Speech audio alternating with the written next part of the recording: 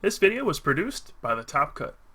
Be sure to check out thetopcut.net, your home for Pokemon TCG, tournament coverage, professional game analysis, and interviews with the best players in the world. Thanks for watching. Hey everybody, this is Pooka bringing you something a little new. This is our brand new deck breakdown feature where we take a look at a winning deck, break it down, and maybe give you some insight about what goes into making a competitive deck work.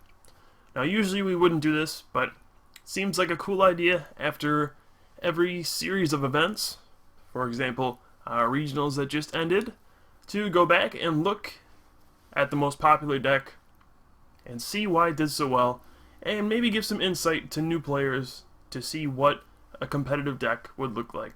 So for this first one, we will use hands down the most popular and successful deck for regionals and states, which happen to be the Zekrom Eelektrik deck. Now for this example, I'm going to use my own deck, the one that I used to win Wisconsin regionals.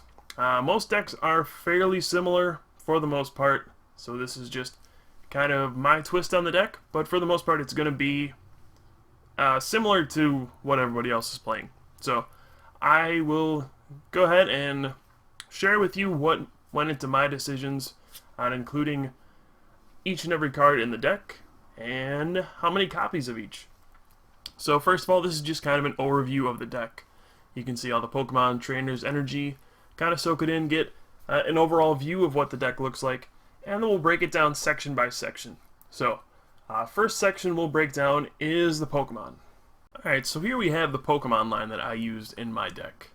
We'll start at the bottom where you see the Dynamos and Eelektriks. Now this is going to be the heart and soul of your deck. The deck revolves around Dynamotor, which is Electric's ability. You get lightning energy out of the discard pile and attach them to your bench Pokemon. It allows you to fuel your attackers and really just power them up very quickly. So you want to run a heavy line of Eelektrik. You don't really need 4 Eelektriks, you can get away with 3 just because you never really need to get more than 2 into play. Once you get 2, the deck starts to get going. So you play 3 just so you don't have 1 prized, and also you're more likely to draw into it when you play 3 as opposed to 2. So 3 Eelektriks, that's pretty standard, and then I run 4 Dynamos as well, because in most games Dynamo is going to be a big target. Your opponent will play Pokemon Catcher, try to knock out these Dynamos before they can evolve into Electric, and they have a low amount of hit points. They have either 30 or 40 hit points, which is fairly easy for most people to knock out.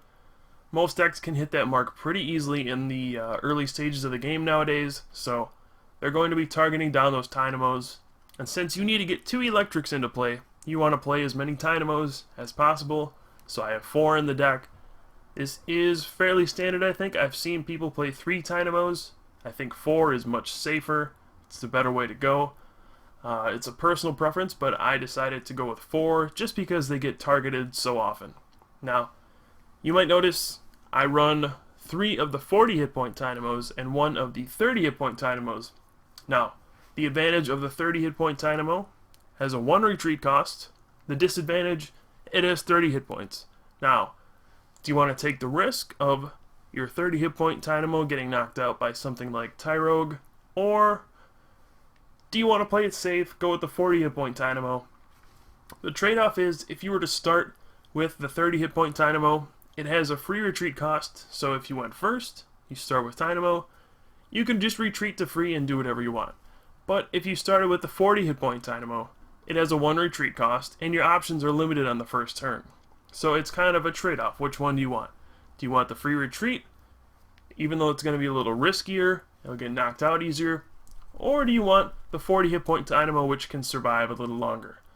Now the reason the 10 hit points makes a big difference is specifically because of Tyrogue, which does 30 damage, and people started using Tyrogue because Zekrom Eelektrik was so popular, and most people ran the 30 hit point Dynamo for the free retreat. So I decided to go against the grain, use the 40 hit point Dynamo because he was harder to knock out, and it had advantages and disadvantages, but for the most part, not being able to be knocked out by Tyrogue was a pretty big deal. Sometimes not having a free retreater to promote really kind of bit me in the butt because Eelektrik can only Dynamotor to a benched Pokemon, but for the most part it was okay. So that's your Eelektrik line. That's pretty standard, and you'll see this in pretty much every deck. You won't see much variation here. You'll also see 2 Mewtwo EX, which has become pretty much a standard as well. You need it to be able to respond to other people's Mewtwo EXs, so you need 2 of them in case your opponent just starts going with Mewtwo right out the gates, and you need to have them for the Mewtwo Wars, which some games can degenerate into. Now, I've seen some people play 3 Mewtwo EX in this deck. I think that's a little overboard, just because you have so many alternate attackers that you don't always need to use Mewtwo. And really, if you play 3, it's more likely that you start with it. And if you manage to start, or if you're forced to start with Mewtwo EX, you're going to lose a lot of games just by giving up those 2 prizes eventually. So I play 2 Mewtwo EX just because it's kind of necessary for this format, but I wouldn't play more than that, and I wouldn't play less than that either. 2 is just kind of the right number, I think. So I think the bottom 4 cards here, the Eelektriks, the Dynamos, the Mewtwo's, these are all pretty standard, and you start to see some variation when we get up to the top line of Pokemon. So we'll start on the left, which is Tyrogue. Now he does 30 hit points, or 30 damage for 0 energy. As I mentioned earlier, good for knocking out Dynamos. So this is mainly used for the mirror match, which became pretty popular. You ran into it quite a bit. Zekrom Eelektrik was a very popular deck at states and regionals, so you were going to have to expect to play a mirror match at some point in the tournament. And Tyrogue is just going to help you out. You can catch out your opponent's Dynamos, get some cheap prizes, and shut off their Eelektriks before they come out. So that's why Tyrogue is there. Then there's the Bouffalant as well, which is also for the mirror match. For 2 energy, Revenge can knock out an Eelektrik after your opponent has knocked out one of your Pokemon. So its main purpose is if your opponent knocks out your active Pokemon, say they have a Tyrogue, they catch your Dynamo and knock it out, you can then send up Bouffalant, attach a double colorless energy, and then catch out an Eelektrik and Revenge, and you can knock out an Eelektrik and take out their energy acceleration. So it's a good, efficient, low energy attacker, which is very good in scrappy games where you're not able to get multiple Eelektriks into play. 90 damage is pretty solid, especially for 2 energy. So he gets the job done. He might not be the most necessary card in the deck, but it's helpful in a mirror match, so I decided to include him at the last minute. So then we move on to Tornadus, which is also kind of a funky card in the deck. It doesn't really work well with Eelektrik or really any of the other Pokemon in the deck, but what it does do is give you another weakness. If you notice, pretty much everything in the deck is weak to fighting, besides Mewtwo, which is weak to Psychic, but he doesn't count because pretty much everybody plays Mewtwo. So Tornadus gives you a durable attacker against stuff like Terrakion, which otherwise would knock out everything in your deck. So I run Tornadus, just one of them, as kind of something that can survive against fighting Pokemon. And he's also good for conserving energy in those scrappy situations as well, where you can only get 1 or maybe no Eelektriks in play. Hurricane, it'll do 80, and then move energy to a bench Pokemon to power it up later. So overall, Tornadus is just a solid card. Doesn't really have too much of a specific purpose. It's just a good attacker. That's all it is. So then we'll get into the main attackers of the deck, which are Thundurus and Zekrom. Now, Thundurus, he's going to be the first one you want to attack with. You can use Charge early on, gets a lightning from your deck, attach it to itself, and it helps you get those lightning energy in play, so then you can get them into the discard pile and start using Dynamotor. So, ideally you would want to open up with Thundurus, use Charge, and then turn 2 you can start using Disaster Volt for 80 damage. Try to put on some early pressure, and then there's really no disadvantage to wasting all the energy on Thundurus because you get it right back with Eelektrik Dynamotor, and you go from there. So Thundurus is who you want to start with, and then Zekrom is who you want to follow up with. He has a massive 130 hit points, does 120 damage for 3 energy, and he's just kind of the big hitter of the deck. Once you get a couple electrics into play, you just start powering up Zekroms, bolt striking, and you'll knock stuff out in one hit. It's pretty simple and straightforward. That's all there is to it. Thundurus and Zekrom work very well together with Eelektrik, and those are going to round out the attackers for the deck. You know, it's not too complicated. Maybe the Bouffalant, the Tornadus, and the Tyrogue are a little unique to my version. Some people don't play those, but Thundurus, Zekrom, Eelektrik, Mewtwo, these are going to be the core cards of the deck you'll see in pretty much every version. So that will cover it for the Pokemon, and next we'll just move on to the energy. Alright, not much to say about the energy line, just have to cover it though since it is part of the deck. I run a very standard 4 double colorless energy, which is good to power up your Mewtwo, and also power up stuff like Tornadus and Bouffalant in my version. I actually considered dropping maybe 1 or 2 double colorless energy because it's only really good on Mewtwo in most versions of the deck, which you don't even want to attack with that often because so many people run Mewtwo that it's a risk to attack with yours. So maybe you could cut 1 of the double colorless energy if you're not running cards like Bouffalant and Tornadus. But for the most part, 4 is very standard, and then I have 8 lightning energy, which might be a little low. I used to play 9. I wouldn't mind 9 or 10 lightning energy in the deck, but I have 8 right now, and it seemed to work okay. So the energy is an important aspect of the deck. You don't want to run too many. You definitely don't want to run too little. So you have to find a good balance for your deck. For me, it was 8. Maybe 9 was better. 10 is probably even better. 10 is probably the ideal number for lightning energy, but in my version I have 8 lightning, 4 double colorless, and that's about it. So that's energy for you. And from here we will move on to the all-important trainer section.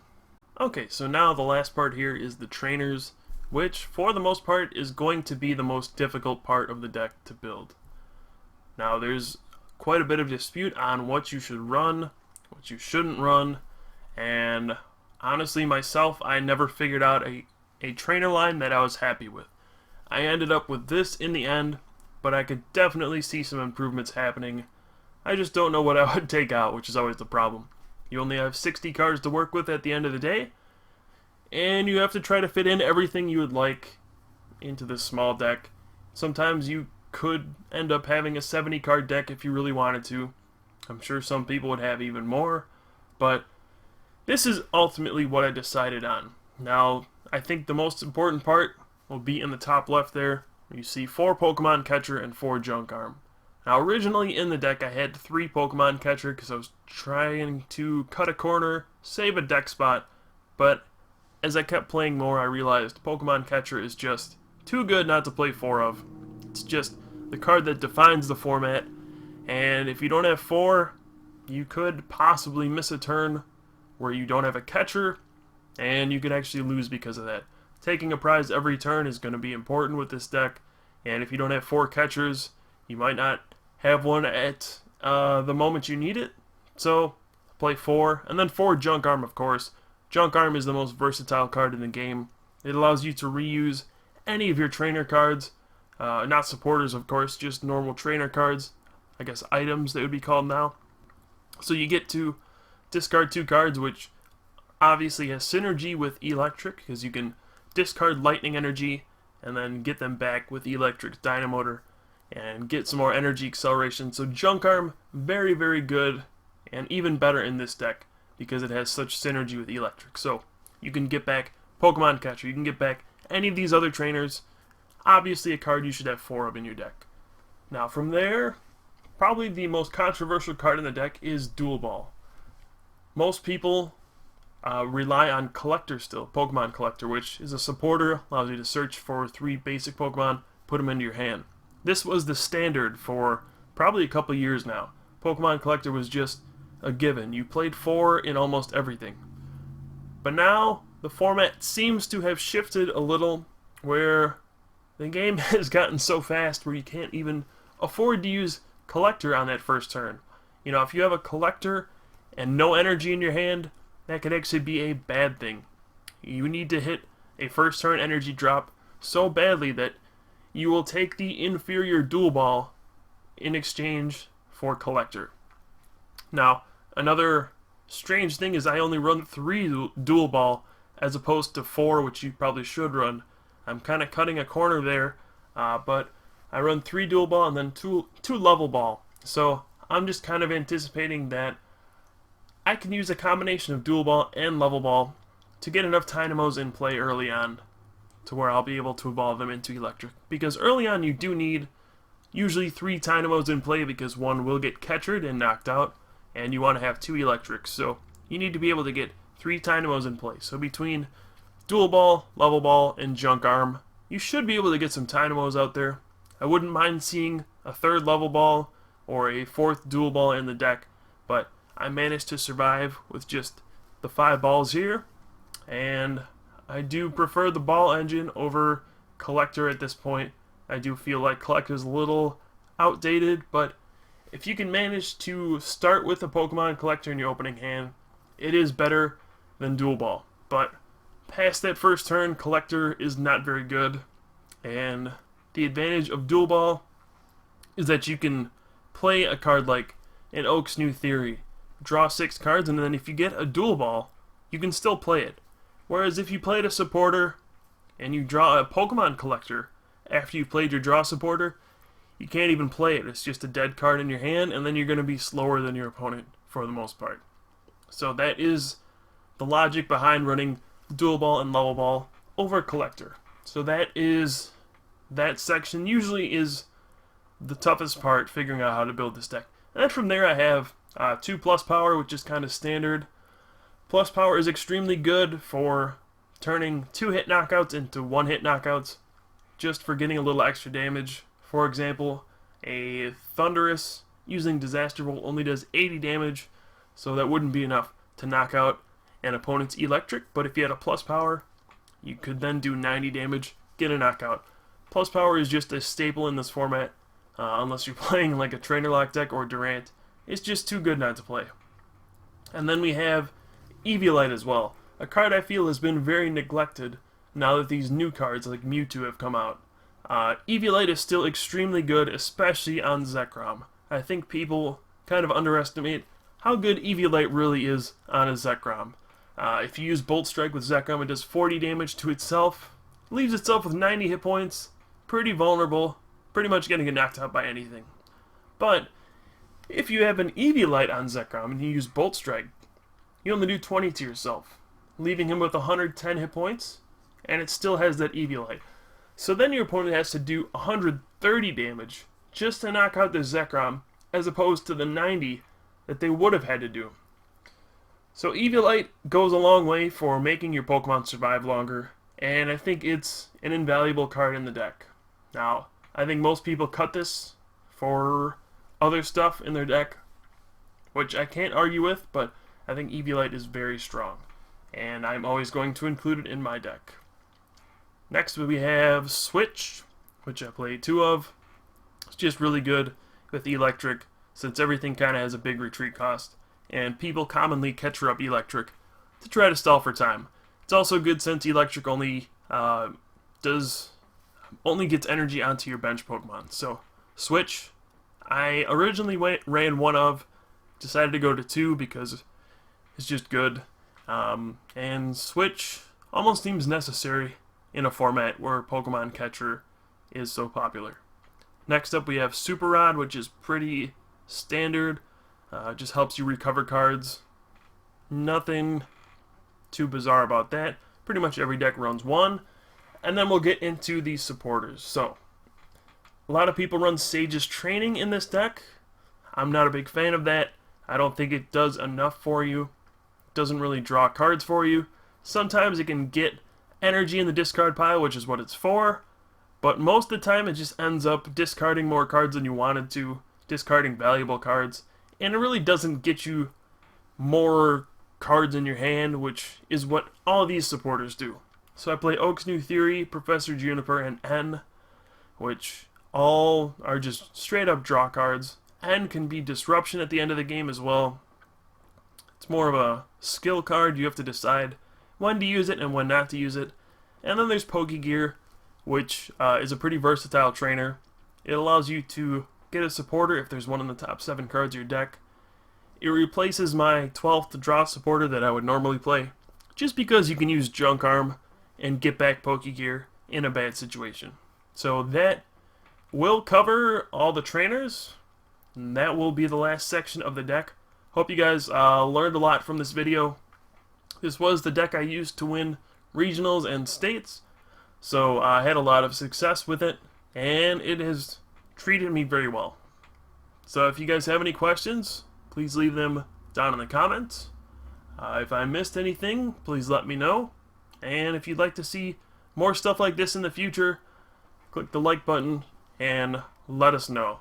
So, thanks again for watching. Hope you guys enjoyed. I have been Pooka from the Top Cut. Take care, and I'll see you guys next time.